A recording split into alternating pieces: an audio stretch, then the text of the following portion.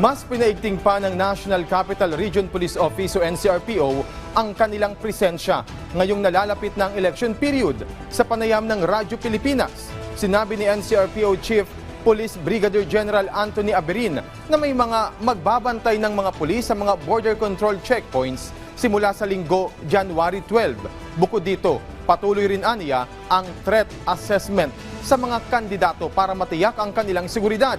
At dahil simula na rin ang gun ban sa linggo, mas magiging agresibo aniya ang NCRPO sa kanilang kampanya laban sa loose firearms o mga hindi lisensyadong baril.